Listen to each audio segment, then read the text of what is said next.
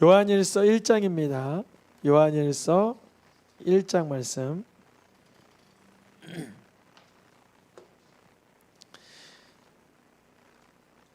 저희가 요새 베드로 후서 새벽 예배 하고 있는데요. 베드로 후서 끝나면 이제 요한일서 들어가게 되는데 아마 다음 주 정도에는 요한일서 들어갈 것 같습니다. 새벽에도.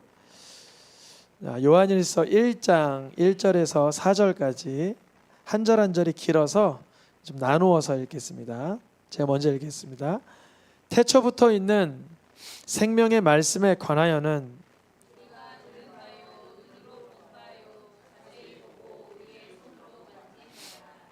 이 생명이 나타내신 바 된지라. 이 영원한 생명을 우리가 보았고 증언하여 너에게 전하노니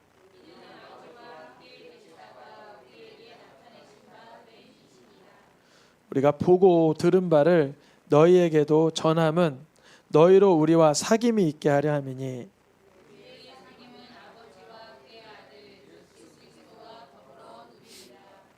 우리가 이것을 쓰면 아멘. 올해 표 서로 사랑하라.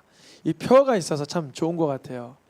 그래서 위기의 순간, 또 미움의 순간, 증오의 순간도 그 골이 깊어지기 전에 그 서로 사랑하라는 이 표로 인해서 깨어나게 되고 회개하게 되고 주님께 구하게 됩니다.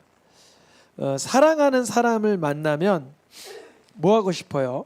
말을 하고 싶고 마음을 나누고 싶고 교제를 하고 싶죠. 그래서 우리 청년 또 처녀 남녀 호감 가는 사람을 만나면 뭐라고 얘기해요? 처음에 나랑 사귀자 그러잖아요. 사귀자. 나랑 너 사귀는 관계냐? 그러면 그 사귄다는 건 뭐냐면 사랑한다, 마음을 나누고 싶다, 말을 통하고 싶다, 이런 의미예요. 그러면 이거를 이제 하나님에게 적용을 시키면 우리가 하나님을 사랑한다, 이것은 내가 하나님과 내 마음을 이렇게 나누고 싶다, 사귀고 싶다, 교제하고 싶다, 이런 의미입니다. 우리가 하나님과 사귐을 통해서 하나님의 사랑의 진가를 더 분명히 발견하게 되고 하나님이 우리에게 주신 은혜를 누리게 됩니다. 하나님을 가까이 하면서 하나님과 영적인 교제를 누리게 되는 게 뭔지 앞으로 한 3달, 2-3달 정도는 이 요한 1서, 2서, 3서를 금요예배 때 다루려고 해요. 이건 작년에 서로 우리 사랑하라라는 이 표를 받을 때 주님이 연중 중간쯤 되면 이 사랑에 관한 요한 1, 2, 3서를 강해할 마음을 감동을 주셨어요. 성경에 하나님의 사랑을 아주 또렷하게 보여주는 성경이 몇 권 있는데 다 그렇기도 하지만 구약의 대표적인 거는 아가서. 어떤 거요? 아가서. 솔로몬이 얼굴 시꺼먼 술람미 여인에게 고백하는 사랑인데 사실 그게 성삼위 하나님이 우리 성도들, 우리 믿음의 지체들을 향한 그 마음을 표현한 거예요. 그래서 아가서를 한번 주님이 이렇게 준비가 되면 아가서도 한번 다루려고 하는데 그에 앞서 요한 1서, 2서, 3서를 함께 나누고자 하고요. 다음 주부터도 새벽에 요한 1서 새벽 강의가 진행되니까 더 좋을 것 같아요. 새벽에 쭉 나누고 금요예배 때 정리하고 새벽에 쭉 나누고 또 금요예배 때 정리할 수 있도록. 우리가 수요예배 때 어디 선지서 하죠? 호세아도 하나님의 사랑을 아주 진하게 하나님의 사랑을 표현을 절정으로 나타내는 곳인데 성경 어디를 보든 다 하나님의 사랑이 등장되죠. 오늘 본문에서 사도 요한은 창세, 세상이 만들어지기 전부터 하나님이 계셨는데 그 하나님이 이 땅에 나타나셨다, 이 말씀으로 요한일서를 시작합니다. 본문을 다시 보겠습니다. 우리가 무엇한 바요? 들은 바는 모세오경을 들었구나, 선지서와 시편을 들었구나 알겠는데 눈으로 뭐 했대요? 본바요. 그러면 그 파피루스 된 것을 성경을 읽었나 보지? 그런데 자세히 보다가 손으로 뭐 했대요? 성경책을 만졌다는 의미 같지는 않은데 이 생명이 우리에게 나타나신 바 된지라. 요한일서 1절 2절을 마치 요한복음 1절 2절 같이 비슷하게 시작을 해요. 사도 요한이 말이죠. 근데 그 생명이 나타내신 바 된지라 했는데 그분이 누굴까요? 바로 예수 그리스도예요. 예수 그리스도에 관하여 귀로만 들었어요. 그분이 오시면 이런 일을 하신대.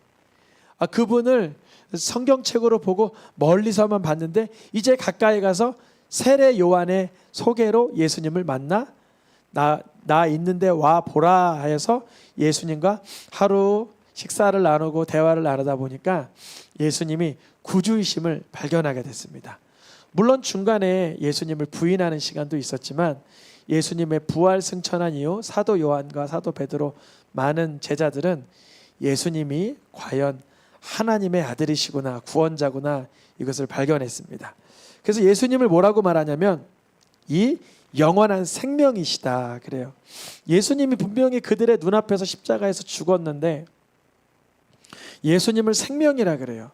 이유는 뭘까요? 예수님은 죄에 패배한 적이 없고 사망에 썩지 않았어요. 그것을 이 제자들이 보면서 저분만은 영원한 사랑이며 구원이며 생명이며 능력임을 경험하게 되는 거예요. 그러니까 우리도 중요한 게 있습니다. 이 밤에 우리도 예수님을 그만큼 경험해야 돼요. 어떻게 경험하는 거냐면 우리가 살아가다 보면 저도 이번에 상가 임대 관련해서 대화를 나누다가 이게 고민도 많이 했지만 그때마다 예수님을 붙드는 거예요. 예수님, 주님이 잘 되게 하시잖아요. 선택권은 나에게 없고 하나님이 역사하시는 거잖아요. 그래서 지속적으로 낙심하거나 절망하거나 분노하거나 고뇌하기보다 주님을 의지하는 거죠. 신뢰하고 기대하고 바라보는 거예요. 그냥 무한 긍정이시네. 아니에요. 또 한편으론 연구하고 계획하고 준비하는 거예요. 하나님을 의지하면서. 근데 이게 하나님을 의지하고 신뢰하지 않으면 연구하고 준비하고 계획하는 게 아주 아둔해져요. 이게 왜 그러냐면 우리가 절망하고 원망하는 순간 뇌가 이렇게 절단 나는 것처럼 한쪽이 검해져요. 이거는 뭐 뇌과학 하시는 분들이 뭐 알겠지만 사람에게 위협적인 그런 이미지를 계속 보여주면 그 사람이 암기력이 떨어지거나 기억력이 아주 저하되는데 기쁨에 넘치는 단어들과 화면들을 계속 보여주다가 암기하는 테스트를 하면 그 사람이 훨씬 유리화되는 거예요. 그러니까 우리가 긍정의 힘도 맞지만 무한 긍정, 영원한 생명, 지치지 않는 능력으로 나아가려면 예수님을 바라봐야 돼요. 그 예수님이 창세 전에는 아버지와 함께 계시다가 말씀으로 계시고 아들로 계시고 하나님 성자 하나님으로 계시다가 이제 세례 요한 또 사도 요한 당시에 성육신하셔서 나타내셨다.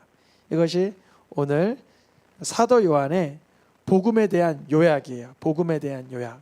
창세 전부터 시작된 그 말씀이신 하나님이 성육신하신 것이 바로 복음이다.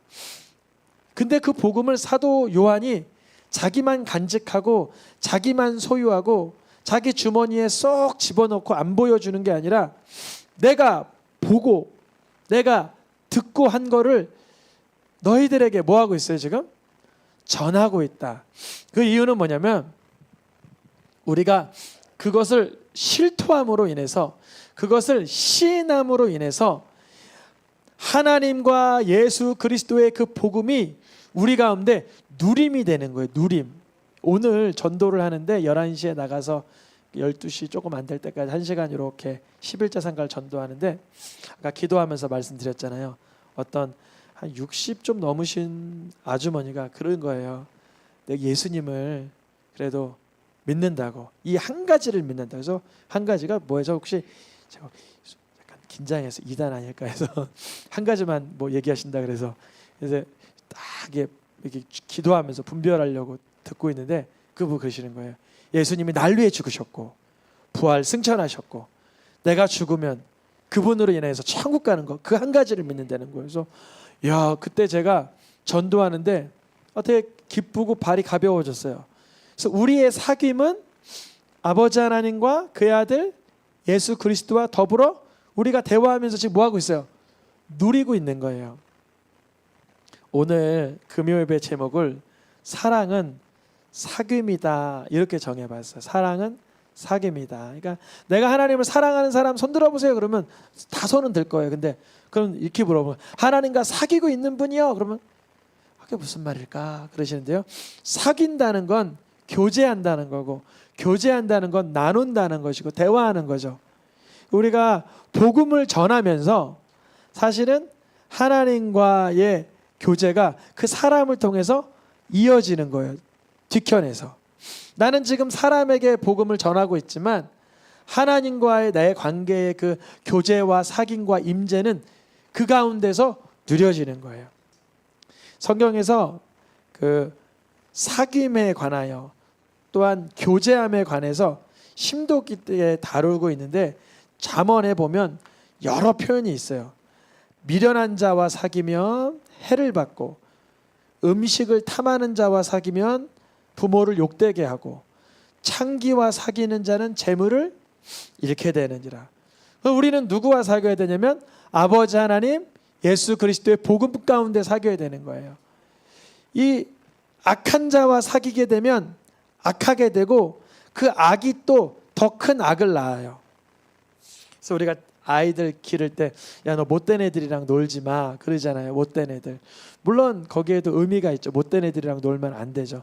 왜냐하면 못된 애들이라고 하면 그 아이가 못돼서기보다 못된 행실을 계속 배워가기 때문에 그렇게 악한 자와 교제하거나 미련하고 술을 즐겨하는 자, 반역하는 자, 음식을 탐하는 자, 창기와 사귀는 자 이런 사람들과 사귀면 해를 받고 부모를 욕되게 하기 때문에 그렇죠.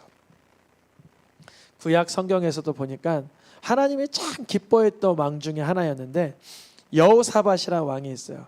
근데 그 왕이 한번 하나님께 호되게 혼났어요. 왜 그랬냐면 북이스라엘의 아합 가문과 사귀었거든요. 우리가 세상 살아가다 보면 원치 않게 악한 자와 이렇게 교제케 될 수도 있어요.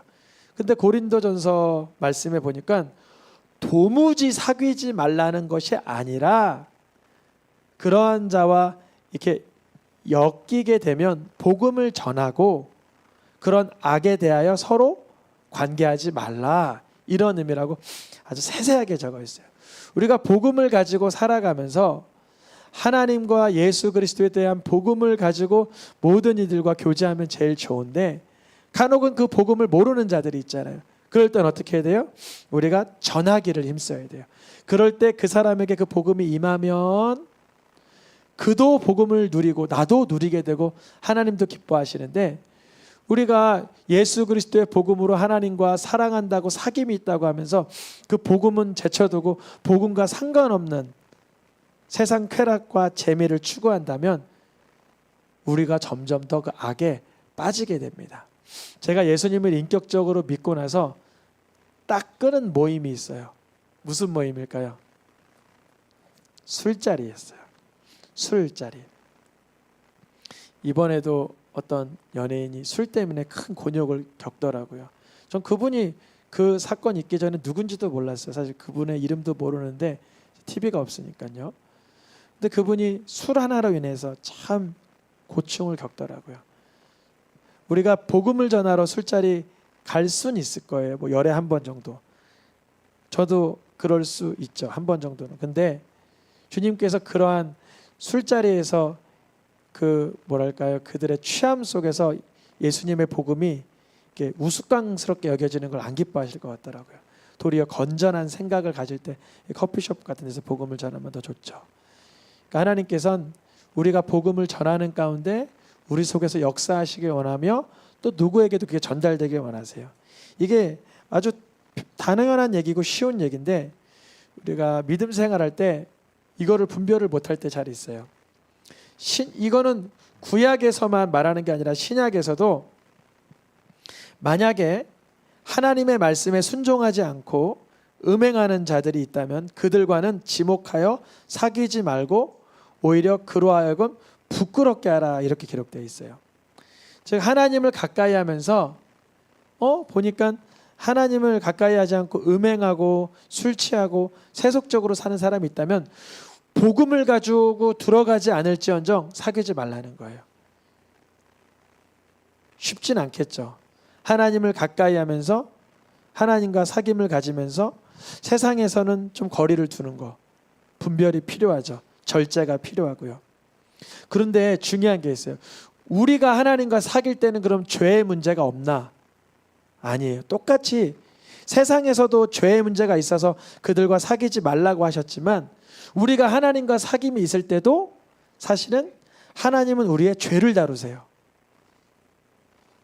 이거 아주 예리한 검으로 분별해서 보셔야 되는데요. 우리가 하나님과 사귐이 있다라고 하면 어둠에서 떠나게 돼요. 어둠이라는 건 뭐냐면 죄성, 하나님 미워하시고 싫어하시는 생각들과 사상들이 떠나게 돼요. 하나님과 사귐이 있을 때. 그렇다면 하나님과 사귐이 있는 가운데 죄가 발각되는 일이 계속 발생돼요. 기도하면서, 찬양하면서, 말씀 보면서. 그러니까 세상에 나가서 주님이 죄된 자들, 음행하는 자들, 하나님을 경외하지 않는 자들과 사귀지 말라는 건 거기선 죄가 있지만 죄를 복음으로 다루어지질 못해요. 근데 우리가 하나님을 사랑하고 하나님과 사귐이 있고 하나님과 교제하게 되면 죄의 문제가 수면 위로 드러나면서 하나님은 그 죄를 아름답게 다루어 주세요. 중요한 거예요. 하나님과 내가 사랑을 나누고 대화한다 하면 내가 뭐 신선이 되고 내가 아주 성화 완벽히 영어가 되어서 하나님과 교제하고 이렇게 뭐 천사같이 막 그런 사귐이 아니라 사실 하나님 말씀으로 내 속에 있는 모든 영역들이 진단되는 거예요. 그러면서 하나님께서는 내가 그 속에서 빛 가운데 나오길 원하세요. 빛 가운데가 뭐냐면 그 어둠을 실토하는 거예요. 하나님 앞에. 아주 중요한 순서입니다. 하나님, 내 속에 하나님과 교제하다 보니까 이거를 드러내지 않고는 교제할 수가 없습니다. 주님, 내 속에 이런 욕심이 있는 거 아시죠? 내 속에 이런 두려움이 있는 거 아시죠? 내 속에 이런 어리석음이 있는 거 아시죠? 걷어가 주시옵소서. 걷어가 주시옵소서. 그리고 정직과 담대함과 겸손이 내려지게 하여 주시옵소서. 이게 바로 그리스도의 피를 근거로 한 아버지 하나님과 그의 아들 예수 그리스도로 인한 사귐을 말해요. 우리가 하나님을 사랑한다라고 할 때 왜 사랑하느냐?